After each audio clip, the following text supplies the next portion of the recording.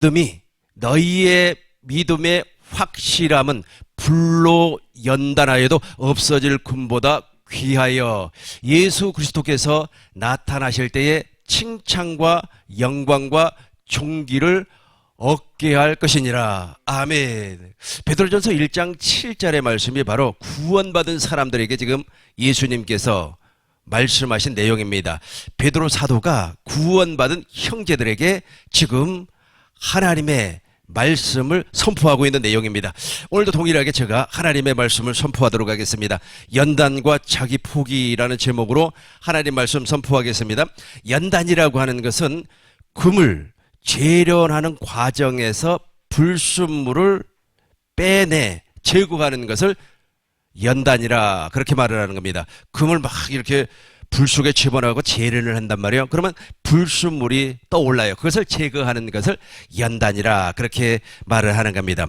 하나님은 택한 자녀를 부르시고 부르신 그들을 반드시 이 연단을 통하여서 자기를 포기하게 만듭니다. 그러고 나서 물과 성령으로 거듭나게 만들어주는 겁니다. 물과 성령으로 거듭난 자가 이삭과 같이 약속의 자녀이기 때문에 그렇습니다.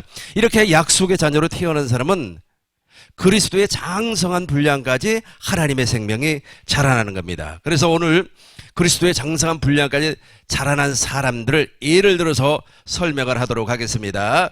이제 1페이지를 봐주시기를 바라겠습니다. 하나님께서는 먼저 당신의 택한 자녀를 불러주시는 겁니다. 왜 불러주시느냐? 왜 불러주는 거예요? 자기를 포기시켜서 물과 성령으로 거듭나게 하기 위해서. 그러니까 이렇게 되는 겁니다. 하나님께서 세상을 창조한 목적은 무엇이냐면 사람이 살 수 있게끔 세상을 창조를 했습니다. 그러면 하나님께서 사람을 왜 창조를 했습니까? 하나님께서 사람을 창조한 이유, 하나님께서 사람을 창조한 목적은 물과 성령으로 거듭나서 주님과 더불어서 주님과 함께 살게 하기 위해서 사람을 창조한 겁니다. 그런데 이렇게 창조한 사람들을 하나님께 불러주는 겁니다. 부르실 때는 어떻게 부르신가? 복음으로 불러주는 겁니다. 고린도전서 1장 21절 공동번역으로 보겠습니다. 1장 21절 세상이 자기 지혜로는 하나님을 알 수 없습니다. 이것이 하나님의 지혜로운 경륜입니다. 그래서 하나님께서는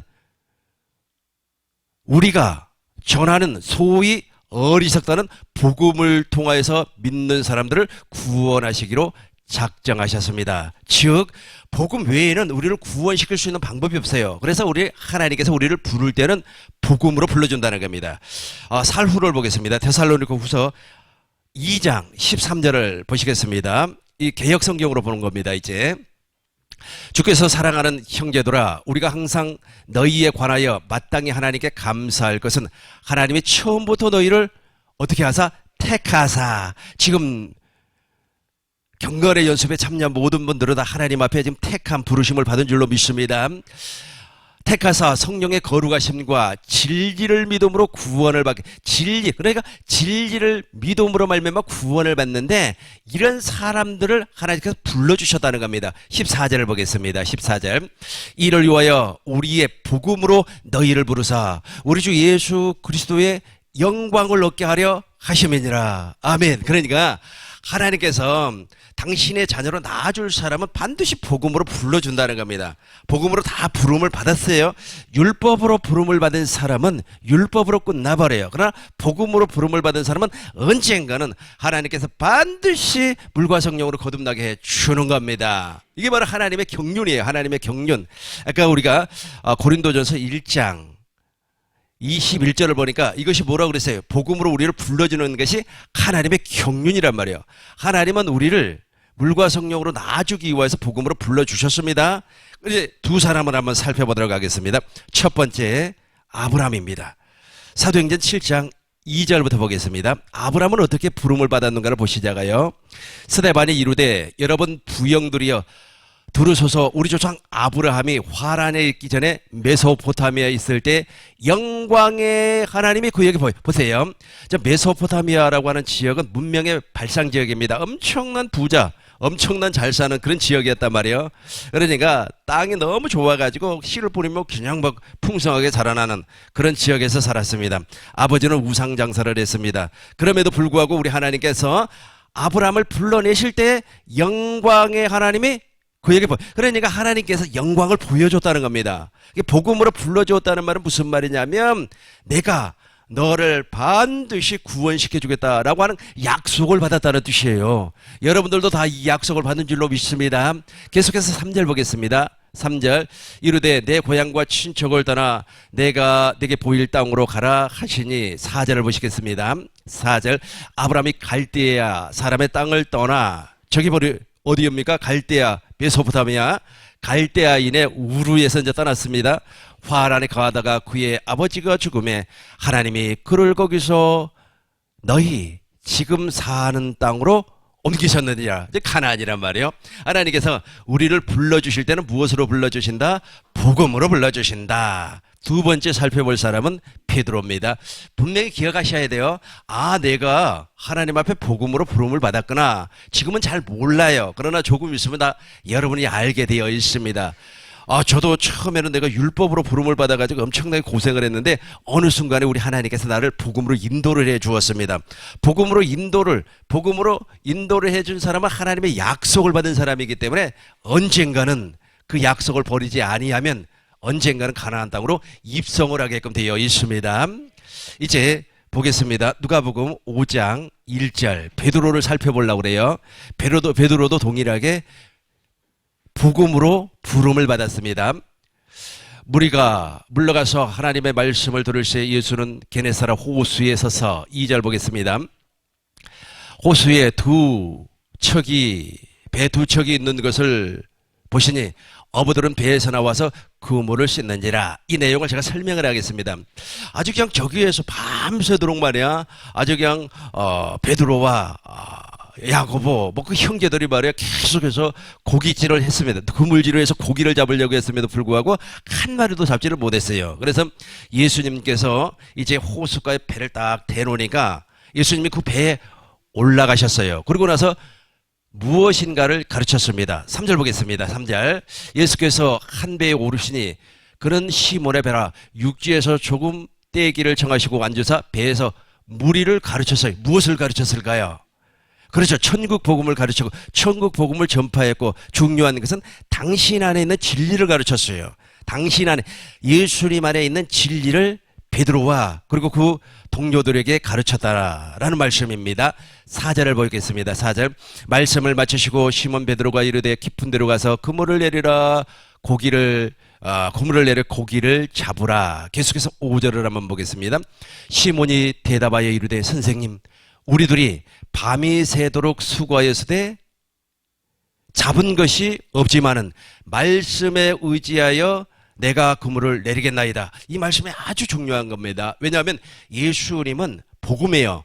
예수님 자신이 복음, 예수님 자신이 구원, 예수님 자신이 천국이에요. 그렇죠. 그러니까 당신이 정말 메시아, 천국, 아니면 진리, 아니면 구약에서 말하고 있는 여호와 맞습니까? 라고 의문을 제기를 했습니다. 누가요? 베드로가. 그러고 나서 내가 밤새도록 고기를 한 마리로 잡지를 못했지만은 말씀에 의지하여서 한번 내려보겠습니다. 그렇게 말을 하는 겁니다. 6절 한번 보겠습니다. 6절 그렇게 하니 고기를 잡는 것이 힘이 많아 그물이 찢어지는지라. 그렇죠. 그러니까 예수님은 말씀하시면 그대로 이루시는 하나님이라고 하는 것이 증명이 돼버렸어요.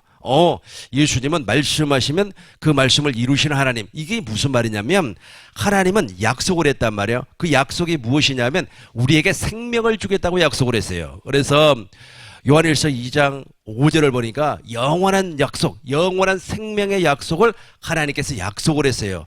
이 약속을 주겠다고 약속을 했고 그 약속을 이루어주기 위해서 아브라함과 이삭과 야곱과 언약을 맺고 그 언약의 중보자로 예수님을 이 땅에 보내주셨다는 겁니다. 그래서 반드시 우리는 저 약속만 붙잡고 있으면 언젠가는 어디로 들어가요? 가나안으로 들어갈 수가 있다는 거예요. 가나안으로 들어간다는 말은 예수님 안으로 들어갈 수가 있다는 겁니다. 가만히 생각을 해보니까 야, 저분 말이야 복음 맞네, 진리 맞네, 천국 맞네, 여호와 하나님 맞네 라고 하는 것이 이제 되는 거예요. 왜냐면 말씀하셨으니까 그 말씀이 그대로 이루어져 버렸기 때문에. 계속해서 한번 7절 보겠습니다. 7절 이에 다른 배에 있는 동무들에게 손짓하여 와서 도와달라 하니 그들이 와서 2배의 체험에 잠기게 되었더라. 이제 8절 한번 보겠습니다. 이제 보세요.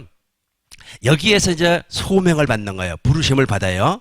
시몬 베드로가 이를 보고 예수의 무릎 아래 엎드려 이르되 주여 나를 떠나소서 나는 죄인이로소다 하니. 저게 죄인이라는 거예요. 여기서 죄인이라는 말은 이 사람이 정말로 완전 철저하게 회개를 하고 불과 성령으로 거듭났다는 말이 아니에요. 당신을 의심했다는 겁니다. 당신이 여호와인 줄 내가 의심했다. 당신이 진리라고 하는 사실을 의심했다. 당신이 말씀이 육신이 되어서 이 땅에 오신 그리스도라고 하는 사실을 내가 의심했다라는 뜻입니다. 그러니까 이 회개는 내가 죄인입니다 라고 하는 이 회개는 부르심의 회개고, 진짜 회개는 베드로가 언제 하느냐 하면 예수님이 부활하신 이후에 진짜 회개를 해요. 그러고 나서 물과 성령으로 거듭나는 놀라운 역사를 체험하게 되는 겁니다. 이렇게 해서 부르심을 받아요. 그러니까 우리가 부르심을 받을 때는 반드시 복음으로 부르심을 받는데 하나님의 영광을 보고 나오는 거예요. 하나님의 영광을 보고 나오는, 무릎을 탁 치는 겁니다. 와, 생명을 만났다 이겁니다. 그전에는 말이야 운사 쫓아가고 방언 쫓아가고 신유 쫓아가고, 어떤 사람은 말이야 콩 심은데 콩 나고 팥 심은데 팥 나고 많이 심으면 많이 난다 그래가지고 아주 그냥 힘든 쪽 있잖아요. 막 그런 거 쫓아다녔는데, 그런 거 쫓아다니던 사람이 어느 날 진짜 생명을 만났어요. 생명을 만나니까 나는 죄인이로소이다 라고 고백을 하면서 진짜 콜링을 받는 거예요. 그러니까 우리가 복음으로 콜링을 받아야만이 목적지인 어디로 간다고요? 가나안으로 갈 수가 있어요. 그러나 다른 걸로 부르심을 받으면 안 돼요. 어떤 사람은 예배당에 나온 목적이 달라요. 어떤 사람은 병을 낫기 위하여서, 어떤 사람은 시집가기 위하여서, 어떤 사람은 장가가기 위하여서, 또 어떤 사람은 과장해서. 승진이 안 되는 거예요. 아주 말이야 동기들은 다 승진했는데 나는 승진을 못해서 예배당에 나가고 말이야 정성을 다해서 기도하면 부장이 된다더라 라고 하는 소리를 누구에게 들었어요. 그러니까 그 사람은 예배당에 나온 목적이 무엇이었습니까? 과장해서 부장으로 승진하는 거. 그렇게 목적이 달라요. 이런 사람은 복음으로 부르심을 받았다라고 말할 수가 없어요. 그러다 보니까 이제 예배당에 나와서 이제 기초적인 과정 밟고 성경 공부하고, 그리고 나서 이제 세례 받고 집사직분 받았어요. 그러니까 내가 복음으로 부르심을 받은 사람, 나는 구원받은 사람, 그렇게 말하는데 천만의 말씀 만만의, 그렇죠. 그렇게 되는 거예요. 반드시 택한 자들은 무엇으로 부름을 받는다고요? 복음으로 부름을 받아요. 그래서 복음으로 부름을 받은 사람은 간접적으로라도 이 복음을 알고 있어요. 진짜 복음을 알고 있어요. 가짜 복음 말고. 그러니까 고린도후서를 봐요. 고린도후서 11장 4절을 보겠습니다. 만일 누가 가서 우리에게 전파하지 아니한 다른 예수를 전파하거나, 혹은 너희가 받지 아니한 다른 영을 받게 하거나, 혹은 너희가 받지 아니한 다른 복음 있죠. 다른 복음을 진짜 복음이라고 착각을 한단 말이에요. 진짜 복음인 거 착각을 해서 거기 막 쫓아다니면서 인생을 허비하는 사람들이 있습니다. 그러나 하나님께서 택한 자녀는 반드시 무엇으로 부름을, 그렇죠, 복음으로 불러주는 거예요. 복음으로 불러주는 겁니다. 진리로 불러주는 겁니다. 진리로 불러주는 겁니다. 그렇게 진리로 불러준 사람을 우리 하나님께서는 어느 한순간까지 자기 권리를 포기하게끔 만들어요. 그걸 무엇이라고 얘기하냐면 연단이라, 그렇게 말을 하는 겁니다. 이제 1페이지를 보겠습니다. 하나님께로부터 부름을 받은 사람은 하나님의 은혜를 체험합니다. 그죠? 은혜를 체험해요. 그리고 아브라함이 하나님의 은혜를 체험을 했습니다. 전쟁에서 승리를 했습니다. 그렇죠? 그리고 멜기세덱을 만나가지고 11조를 드리고 또 떡과 포도주를 받아서 먹고 마셨단 말이에요. 그러니까 엄청난 은혜를 체험을 했어요. 그럼에도 불구하고 아직까지 아브라함은 불완전한 사람이었어요. 그러니까 육신에 매여 있고 율법 아래 잡혀 있는 사람이었습니다. 다시 한번 읽겠습니다. 하나님께로부터 부름을 받은 사람은 하나님의 은혜를 체험하고 은사를 맛보고 내세의 능력을 나타내고 주님의 음성으로 살지만 자기 권리를 포기하지 못하고 있어요. 그래서 예수님께서는 무엇이라고 말씀을 하셨냐면, 자기를 부인하고, 예수께서 제자들에게 말씀했습니다. 누구든지 나를 따라오려거든 자기를 부인하고 자기 십자가를 지고 나를 따를 것이라. 그러니까 이 연단을 통하여서만 자기 권리가 포기가 되는 겁니다. 이것을 예수님께서는 계대결혼법, 즉 시형제 결혼법이라는 제도를 통해서 자기 권리를 포기하는 것을 모형으로 보여주었습니다. 한번 보시겠습니다. 신명기 25장 5절부터 보겠습니다. 신명기 25장 5절부터 우리 주님께서 무엇이라고 말씀하셨는가 보시자고요.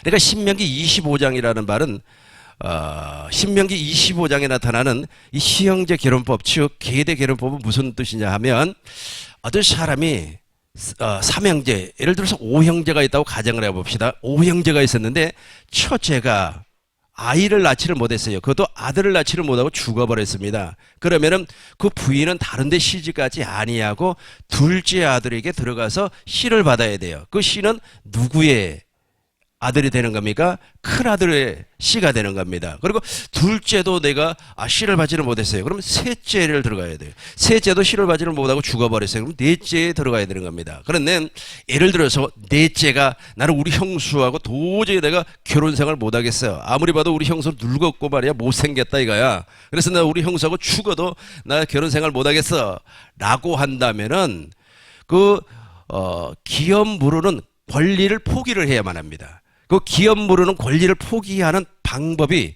바로 이렇게 나타나는 겁니다. 한번 읽어보겠어요. 형제들이 함께 사는데 그중 하나가 죽고 아들이 없거든 그 죽은 자의 아내가 나가서 타인에게 시집가지 말 것이요 그의 남편의 형제가 그에게 들어가서 그를 맞이하여 아내로 삼아 그의 남편의 형제에 된 의무를 그에게 다 행할 것이요. 그런데 이 친구가 하기가 싫다요. 나 못하겠다 이거예요. 못하면 7절 보겠어요. 이제 7절 보면은 이제 저 사람이 이제 하기가 싫다 그러면은 이제 어떻게 하는가? 그러나 사람이 만일 그 형제 아내 맞이하기를 즐겨하지 아니하다. 싫다 이거예요. 아우 우리 형수 너무 못생겨서 나는 말이야 새장가 갈래. 그렇다면 그 형제 아내는 그 성문으로 장로들에게 나아가서 말하기를 내 남편의 형제가 그의 형제의 이름을 저 같이 한번 읽어봐요. 제가 잘 보이지가 않으니까요. 내 남편의 형제가부터 시작.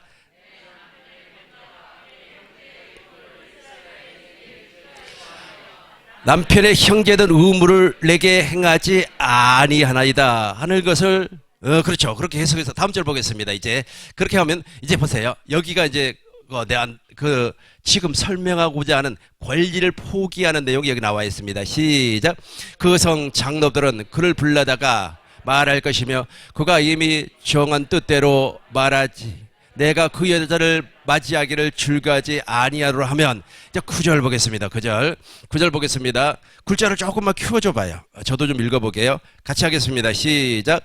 그의 형제가 아내가 장로들 앞에서 그에게 나가 그에게 발에서 신을 벗기고 여기까지만 봐요. 여기까지만 보겠어요.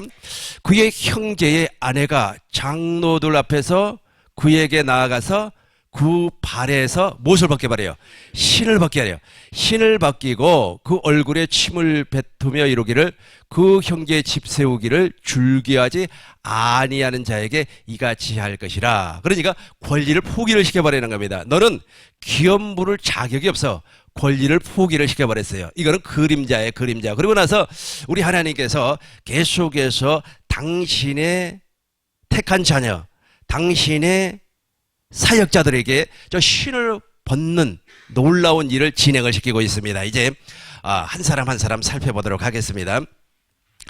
이제 연단을 통하여서 자기 권리를 포기를 시킨다고 그랬습니다. 저거는 저 그림자로 여러분들에게 설명을 했고요. 연단을 통하지 아니하면 이 연단을 받지 아니하면 자기 권리가 포기되질 않아요. 그러니까 육신의 생명이 제거되지 않는다는 뜻입니다. 철저하게 연단을 받아야 돼요. 연단을 받는 사람이 소망이 부끄럽지 아니하면 하나님의 사랑이 우리 마음에 부음바 됩니다. 로마서 5장 3절부터 보겠습니다. 로마서 5장 3절부터 보시겠어요? 다만 이뿐 아니라 우리가 환난 중에도 줄구하는 저 환난이 오는 거예요. 그러니까 택한 자녀들 특별히 있지 않습니까? 복음으로 부름을 받으면 아주 그냥 눌러랄라 좋을 것 같죠. 천만의 말씀이에요. 엄청나게 박해가 오는 겁니다. 다만 이뿐 아니라 우리가 환난 중에도 줄구하느니 지금 박해받고 있는 사람을 옆에서 본다면은 위로하지 마시고, 와, 세상에, 하나님 나도 저 사람처럼 받게 좀 받게 해주세요. 그렇게 기도하시기 바라겠어요. 엄청난 겁니다, 이게. 어마어마한 지금 상을 지금, 그 상이 무엇입니까? 물과 성령으로 거듭남. 그리고 물과 성령으로 거듭나면 하나님의 생명의 자라남에 놀라운 상급이라는 겁니다. 다만 이뿐 아니라 우리가 환난 중에도 줄구하나니 이는 환난은 무엇을? 인내를. 4절 보겠습니다. 인내는 연단은 소망을 이루는 줄 알미로다. 5절 소망이 우리를 부끄럽게 하지 아니하면 우리에게 주신 성령으로 말미암아 하나님의 사랑이 우리 마음에 부어져야 돼. 우리 마음에 부어지려면 내게 있는데 부어지겠어요? 보세요. 내 것이 있으면 절대 부어지지 않습니다. 예를 들어서 병 속에 이물질이 있어요. 그럼 병을 아무리 이렇게 손가락을 넣어서 닦아내려고 해도 그 이물질이 빠져나오지 않지요. 그런데 위에다가 물을 쫙 부으면 어떻게? 물을 부으니까 속에 있는 이물질이 둥둥둥둥둥둥둥둥 떠서 나오더라는 겁니다. 그런 것처럼 우리 마음에 하나님의 소망이 우리를 부끄럽게 하지 않으면 우리에게 주신 성령으로 말미암아 우리 마음에 저 부어져야 되는데, 저게 부어지려면은 내 권리가 없어야 돼요. 내 거 다 가지고 있으면서 자기의 의를 드러내면서 말이야, 자기 자랑하면서 말이야, 내가 이렇게 유명한 사람입니다, 할렐루야, 막 이런 사람이 소망이 부끄럽지 아니하면 하나님의 사랑이 부어졌다는 말은 거짓말이에요. 거짓말이란 말이에요. 그래서 우리 하나님께서는 이 연단을 통하여서 자기 권리를 전부 다 박살을 내버립니다. 내가 오늘 5사람을 소개를 하려고 합니다. 6사람은 내가 5사람을 소개를 하고 한 사람은 나를 소개를 하려고 하는데 내 소개까지 되려나 모르겠습니다. 시간이. 먼저 아브라함을 설명을 하겠습니다. 간단간단 설명하면 아마 내 소개도 될 것 같습니다.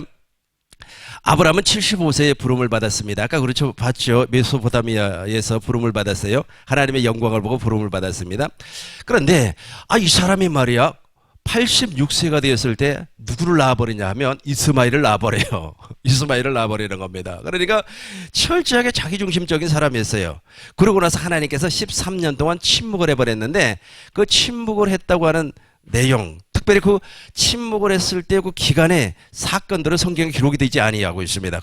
그럼에도 불구하고 유추해 보건데 아브라함은 엄청나게 답답했을 겁니다. 그 전에는 말이야 주님의 음성도 들려왔고, 아주 말이야 멜기세덱을 만나서 11조를 드렸고, 또 떡과 포도주를 마신 그런 엄청난 것을 경험을 했는데 13년 동안 침묵을 해버리니까 얼마나 그 마음이 답답하겠어요. 이게 바로 연단이란 말이에요. 엄청난 연단. 그러고 나서 자기 권리가 다 포기가 됐어요. 자기 권리가 포기가 되니까 99세가 되었을 때 할례를 받았어요. 그런데 할례를 받기 이전에도 아브라함이 무엇이라고 말한가 보시자고요. 창세기 17장 17절 보시기 바라겠어요. 창세기 17장 17절. 그러니까 자기 권리가 포기가 되지 않았어요.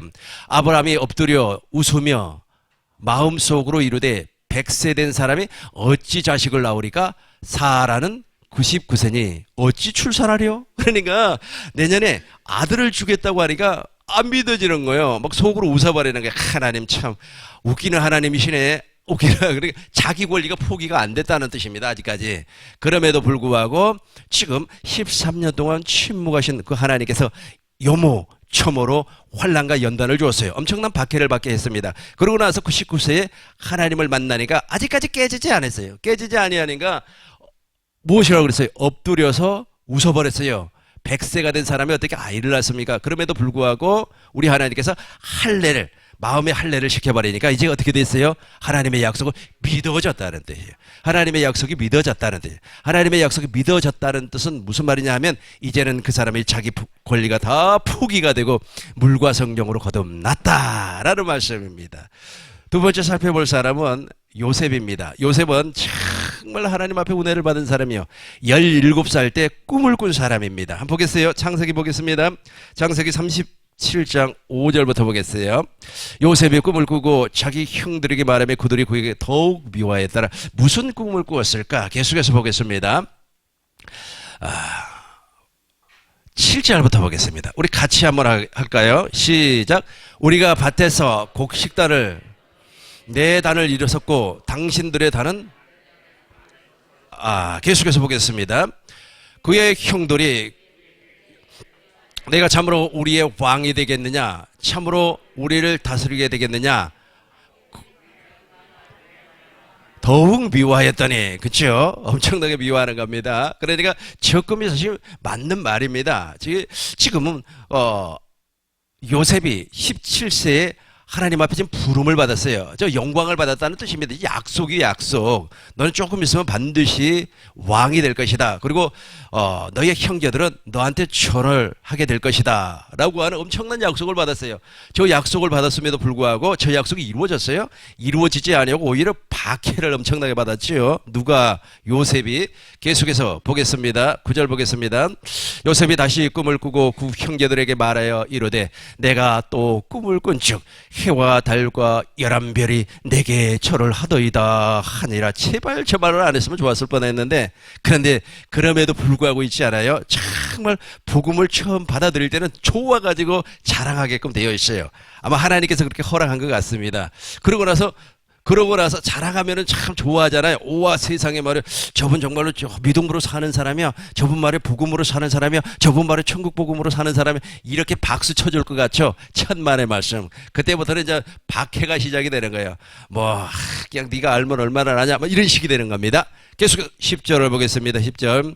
그가 그의 꿈을 아버지와 형제들에게 말하매. 근데 아버지는 저 꿈을 좋아했어요. 아비가 그 꾼 것을 그에게 이르되 내가 꾼 꿈은 무엇이냐? 너와 내 어머니와 내 형제들이 참으로 가서 땅에 엎드려 내게 절하겠느냐? 계속해서 11절 보겠습니다. 11절. 그의 형들은 시기하되 그의 아버지는 그죠? 마음에 간직을 하고 있어요. 저기 언약이기 때문에 그래요. 저 약속은 누구도 받았습니까?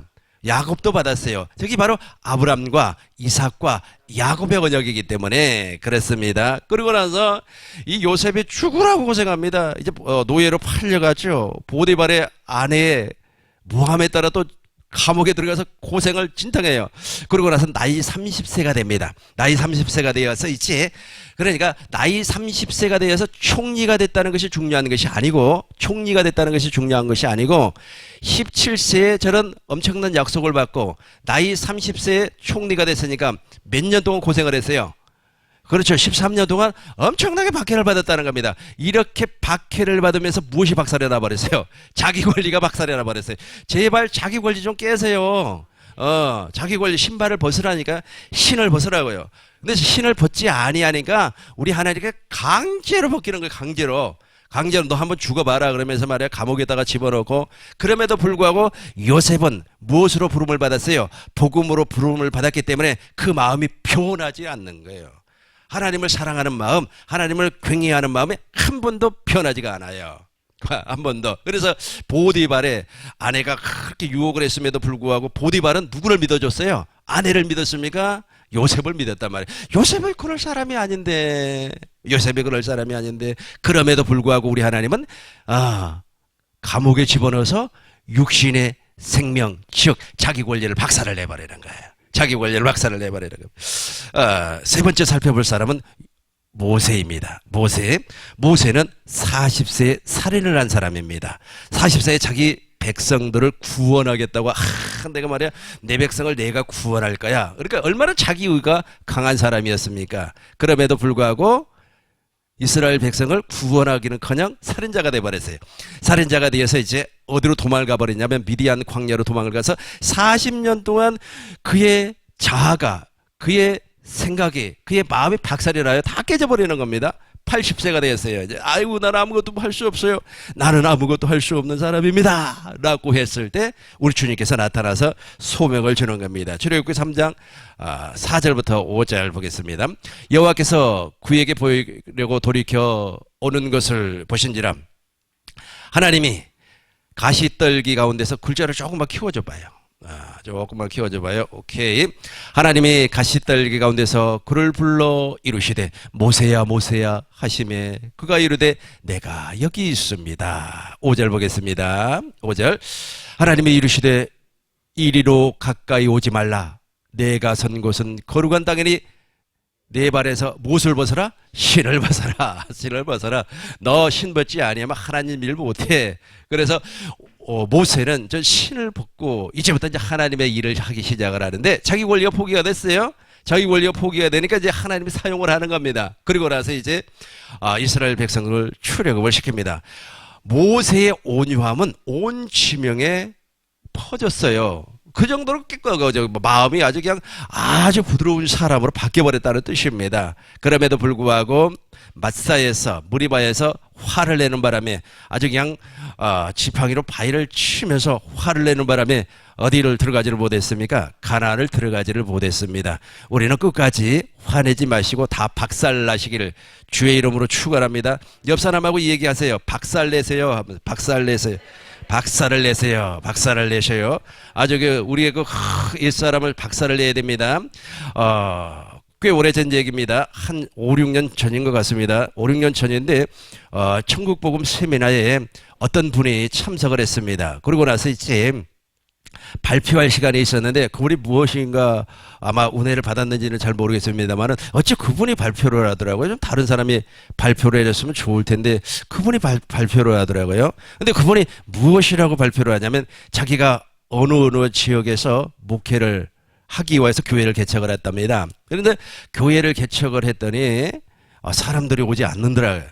사람이 안 와요. 그래서 내가 3년 동안은 내가 열심히 한번 내봐야 되겠다. 3년 동안 열심히 내서 사람이 오지 아니하면 내가 다른 생각, 즉 다른 직업을 가져야 되겠다. 막 이런 생각을 가지고 이제 3년 동안 죽으라고 목회를 했어요.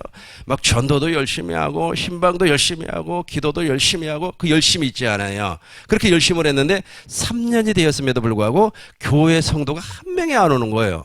이 양반은 자기 입으로 한 간증입니다. 나는 그걸 그대로만 전달하는 겁니다. 한 명도 오지 않은 거예요. 그러니까 이 사람이 너무 화가 나가지고 교회에 있는 강대상, 교회에 있는 장자를 전부 다 내서 그 공터에다가 모아놓고 불을 질러버렸대요. 그 소리를 듣고 내가 마음이 얼마나 아픈지 그 소리를 듣고 엄청나게 마음이 아프더라고요. 그거 다 깨져야 됩니다. 그런 사람을 하나님이 어떻게 씁니까? 자기 권리가 그렇게 꽉 차 있고 자기 의가 꽉 차 있는 사람을 어떻게 하나님이 써요? 그런 사람은 10년 아니라 20년, 50년 목회를 해도 성도 안 보내줘요. 성도를 보내주지 아니한다고요. 하나님 한번 생각을 해보세요. 하나님은 당신의 자녀를, 당신의 아들 딸들을, 당신의 아들 딸들을 당신의 생명으로 낳았어요. 누구의 생명으로 낳았다고요? 당신의 생명으로 낳았어요. 눈동자와 같이 아끼는 사람인데 어떻게 거기에다가 보내겠어요? 한번 생각해 보세요. 여러분들은 보내겠습니까? 여러분들이 예를 들어서 여러분들 살과 피를 주어서 아이를 낳았어요. 그런데 막 저 어린이집에는 말이야 아이를 막 박해하고 그래. 그러면 그 어린이집에 여러분 아이를 보내겠습니까? 안 보내죠. 안 보내죠. 그렇게 자기 의가 가득 차 있는데 그걸 발표라고 하고 있더라고. 그래서 내가 마음이 너무 아팠어요. 너무 아팠어요. 저 양반 저거 큰일 날 사람이구나. 차라리 목사가 되지 말지. 차라리 노가다를 하지. 그러면 먹고 사는데 지장은 없을 텐데. 보세요. 다시 한번 봐요. 신을 벗어라. 거룩한 땅이니 네 발에서 신을 벗어라. 저거 한번 3번만 합니다. 시작.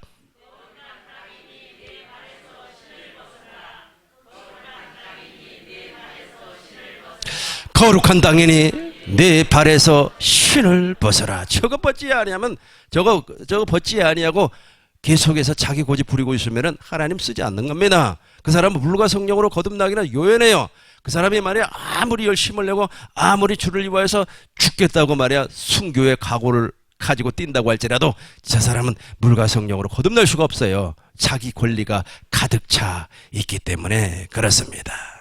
이제 네 번째로 살펴볼 사람은 욥입니다. 욥은 동방의 의인이었습니다. 욥기서 1장 1절을 보겠습니다. 욥기서 1장 1절. 동방의 의인이었어요. 그럼에도 불구하고 우스 땅에 욥이라는 사람이 있었습니다. 그 사람은 온전하고 정직하여 하나님을 경외하며 악에서 떠난 사람이었습니다. 의인이죠. 동방의 의인, 정말로 깨끗한 사람이었어요. 그럼에도 불구하고 사단이 이제 시험을 하는 겁니다. 사단이 어떻게 시험을 하느냐 하면 15절부터 보겠습니다. 아주 그냥 재산을 전부 다 몰수를 시켜버려요. 사단이 아주 그냥 스바 사람들이 갑자기 이르되 그것들을 빼앗고 칼로 종들을 죽여버렸습니다. 그리고 16절을 보겠습니다. 그가 아직 말하는 동안에 또 한 사람이 와서 이르되 하나님의 불이 하늘에서 떨어져 양과 종들을 살라버렸습니다. 그러니까 수바 사람들이 말이야 약대 강탈해 가버렸죠. 양 다 죽여버렸어요. 그러고 나서 열 자녀가 집에서 생일 파티하고 있는데 해피 포스데이 투유 생일 파티하고 있는데 태풍이 불어가지고 집이 무너져서 다 죽어버렸어요. 욥도 동일하게 악창이 나버렸습니다. 악창. 2장 7절 보겠습니다. 2장 7절. 여기서 2장 7절 보겠습니다. 사단이 이에 여호와 앞에서 올라가서 욥에게 그의 발바닥에서 정수리까지 종기가 나게 한지라. 계속해서 8절 보겠습니다. 욥이 제 가운데에 앉아서 질구를 조각을 가져다가 몸을 팍팍 긁었단 말이에요. 이렇게 됐어요. 그러니까 욥은 정말 훌륭한 사람이었어요. 당신, 그러니까 본인 스스로가 훌륭한 믿음의 사람이었습니다. 자칭 훌륭한 사람이었어요. 야, 내가 이 정도면 정말로 믿음 생활 잘하는 사람이야. 내가 이 정도면 훌륭한 사람이야. 이렇게 생각을 했습니다. 그럼에도 불구하고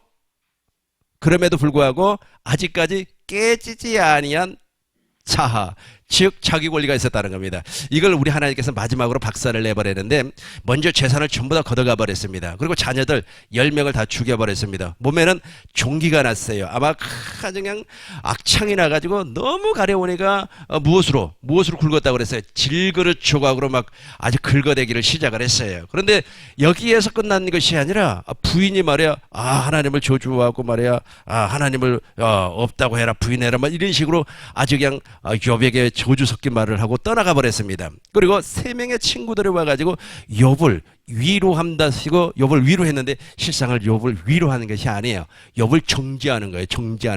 너가 무엇인가 잘못한 것이 있으니까 이런 사건이 벌어지는 것이 아니겠느냐라고 하면서 회개를 촉구를 합니다. 그럼에도 불구하고 나는 아무리 생각해도 그게 잘못하는 것이 하나님 앞에 없는데 그랬단 말이에요. 그런데 이렇게 엄청난 고난을 받으니까 자기 권리 그리고 자아가 박살이 나버리니까 이제서 욥이 누구를 보게 되느냐 하면 여기서 보겠습니다. 여기서 42장 5절을 보겠어요. 내가 죽게 대하여 그러니까 귀로 듣던 주님을 이제 눈으로 본단 말이에요. 내가 죽게 대하여 귀로 듣기만 하였사오나 이제는 눈으로 주를 배웁나이다 하면서 이제사 회개하는 거 보세요. 6절 보겠어요. 이제사 회개합니다. 그러므로 내가 스스로 거두어드리고 티끌과 제 가운데서 회개하나이다. 그러죠. 내가 쓸데없는 소리 했구나. 변명하지 말라는 겁니다. 아주 박살날 때 그대로 무릎을 꿇어버려야 돼요. 아마 욥은 있지 않습니까? 정말로 정직하게 살았기 때문에, 깨끗하게 살았기 때문에, 하나님 앞에 예배드리는 일에 소홀함이 없었기 때문에 변명의 여지가 있었을 겁니다. 그럼에도 불구하고 그것까지 깨라는 거예요. 그것까지 깨라는 겁니다. 그것까지 박살내지 아니하면 너는 물과 성령으로 거듭날 수가 없다는 겁니다. 나의 좋은, 나의 거룩함, 나의 의로움까지도 박살을 내버리라는 거예요. 나의 의로움까지도 다 하나님 편에서 보면 이게 다 죄이기 때문에, 제약이기 때문에. 다시 한번 보겠습니다. 같이 해요. 시작. 그러므로 내가 스스로 거두어드리고 티끌과 제 가운데서 회개합니다. 이렇게 해서 물과 성령으로 거듭나서 얼굴과 얼굴을 보는 자가 되었다. 마지막 5번째로 베드로입니다. 베드로는 정말로 아주 내가 예수님께서 십자가에서 죽으신다고 하니까 아이고 예수님은 십자가에서 죽으면 내가 그 죽는 자리까지 따라가겠다고 헌장담을 했습니다. 그러나 그 말이 전부 다 빈말이었어요. 실제로 보세요. 요한복음 18장 27절 보겠습니다. 이에 베드로가 또 부인하니 예수님을 3번이나 부인해버렸어요. 그러고 나니까 닭이 울었더라. 닭 울기 전에 너는 3번 나를 부인할 거라. 아주 그냥 자기 우위가 충만했었죠. 자기 권리가 충만했었죠. 그런데 이것이 언제 박살이 나냐 하면 이제 예수님께서 부활하심으로 말미암아 부활하신 예수님이 베드로를 찾아오는 겁니다. 그러고 나서 이제 베드로가 예수님을 사랑한다고 고백을 해요. 그리고 부활하신 예수님께서 40일 동안 무엇을 가르칩니까? 사도행전 1장 3절에 보니까 사도행전 1장 3절 봐요. 사도행전 1장 3절 그가 고난받으신 후에 또한 그들에게 확실한 믿음의 증거로 친히 살아계시기 나타나서 40일 동안 그들에게 보이시며 하나님 나라의 일을 말씀하셨다. 그러니까 하나님 나라를 가르쳐 주었단 말이에요. 제자들에게 하나님 나라를 가르쳐 주니까 오순절 성령 강림 사건으로 말미암아 이 사람은 완전히 자기 권리를 포기하고 물과 성령으로 거듭난 사람이 되어버렸어요. 누가요? 베드로가 그랬다는 겁니다. 6번째, 5번째까지만 원래 5번째, 6번째를 하려고 했는데 시간이 너무 없으니까 내가 딱 1분만 하도록 하겠어요. 6번째는 나이 얘기를 하려고 그랬거든요. 저는 초등학교 6학년 때 예배당에 나갔어요. 그리고 청년 때 성령을 받았습니다. 외적인 성령을 받았어요. 외적인 성령, 내적인 성령, 내면이 변화되는 성령 말고. 그래서 방언을 받았습니다. 투시를 받았습니다. 예언을 받았습니다. 이 투시라고 하는 것은 무엇이냐면 그 사람하고 5분만 대화를 하면 그 사람의 과거가 보여요. 그리고 현재가 보여요. 근데 참 신기하려만큼 미래는 안 보이더라고요. 미래는 잘 안 보여요. 그런데 과거는 확실하게 보여요. 과거에 어떤 생활을 했구나 하는 것이 확실하게 보여요. 이 투시. 그렇게 엄청난 은사를 받았음에도 불구하고 이상하리만큼 목회가 잘 안 돼요. 목회가 잘 돼야 될 텐데 제가 이제 지방에서 목회를 했기 때문에 목회가 잘 되지를 아니해요. 그리고 나서 이제 어찌어찌 하다가 이제 하나님의 은혜 가운데 서울로 올라오게 됐었는데 그때 복음을 알게 됐어요. 진짜 복음. 율법의 행위 아래에서 벗어나서 복음을 알게 됐어요. 복음을 알게 됐으면 바로 물과 성령으로 거듭나서 말이야 정말로 하나님의 일을 해야 되는데 그렇게 되지 아니하고 연단이라고 하는 것을 엄청나게 시키기 시작. 그러니까 육체적인 연단은 제가 다 받았기 때문에 그건 아무것도 아닙니다. 아주 그냥 육체적인 연단은 그 고난은 어마어마하게 받았기 때문에 그건 정말로 지금도 없으면 말고 있으면 감사하고 옷이 없으면 안 입고 다니면 되고 있으면 감사하게 입고 다니고 먹을 것이 없으면 안 먹으면 되고 있으면 감사하게 먹고 뭐 그런단 말이에요. 그런데 문제는 뭐냐면 정신적인 게 있어요. 아마 욥의 고난을 내가 이해를 해요. 이 정신적인 고난은요, 감당을 못합니다. 왜냐하면 정신적인 고난은 사람들이 나를 좋게 얘기하지만 나를 내 보는 앞에서는 정말 한정의 목사 어쩌고저쩌고 좋게 얘기하지만 돌아서면 있잖아요 비판을 한단 말이에요. 이것처럼 참 듣기 싫은 말이 없습니다. 차라리 대놓고 얘기를 하든지 아니면 뒤에서 왜 뒷담화를 까는지 이거예요. 근데 그것이 나에게는 엄청난 충격으로 다가왔다. 그런데 어느 날 갑자기 우리 하나님께서 나에게 은혜를 주셨는데 그 뒷담화 까는 놈들의 말이 다 맞아요. 무슨 말이라고요? 뒷담화 까는 인간들의 말이 다 맞고 변명하는 내 말이 틀렸어요. 이렇게 보여준다니까요. 여러분들도 그렇게 보게 돼 있어요. 내가 변론하는 내 말이 틀렸고 뒷담화 까는 인간들의 말이 맞다니까요. 그렇게 하나님의 은혜 가운데 촥 보면 그렇게 돼요. 그러고 나서 내가 난 그때 생각하면 지금도 아찔해요. 막 내가 얼마나 창피하고 부끄러운지 엄청나게 창피하더라는 거예요. 엄청나게 부끄러워요. 그러니까 베드로가 있지 않습니까? 얼마나 부끄러웠으면 얼마나 창피했으면은 베드로가 고기 잡는데 물고기 잡기 위해서 옛날의 모습으로 돌아가 버렸잖아요. 그런데 예수님께서 이 땅에 예수님이 다시 부활하시고 베드로에게 또 세 번째 나타났을 때 네 나 사랑하니? 했을 때 제가 주를 사랑하는 걸 주님이 아십니다. 옛날 같았으면 무엇이라고 그랬어요? 예수님, 내가 주님 사랑하는 거 당연한 거 아닙니까? 내가 예수님 죽는 자라도, 예수님이 말에 채찍에 맞는 자라도 내가 쫓아가겠습니다. 호언장담을 했던 사람이에요. 근데 그것이 다 박살나버린다니까? 그것이 다 깨져버려요. 그것이 다 깨져버리고, 심지어는 하나님, 나를 좀 불쌍히 여기시고 그냥 사람 살지 않은 저기 자연인으로 사는데 좀 가서 좀 혼자 살게 해주세요. 이렇게 돼버리는 거예요. 사람들 앞에 나서는 것 자체가 부끄러운 거예요. 그렇게 돼버려야만이 그때부터 하나님께서 그 사람을 통하여서 복음을 증거하게 하는 겁니다. 그래서 천국 복음은 천국이 되어 있지 아니하는 자를 통하여서는 단 1톨도 증거하지 않아요. 천국 복음은 하나님의 나라의 복음은 하나님의 나라 즉 천국이 된 자만이 증거를 할 수가 있습니다. 왜냐하면 주님을 나타내야 되기 때문에 그렇습니다. 10분 동안 쉬도록 하겠습니다.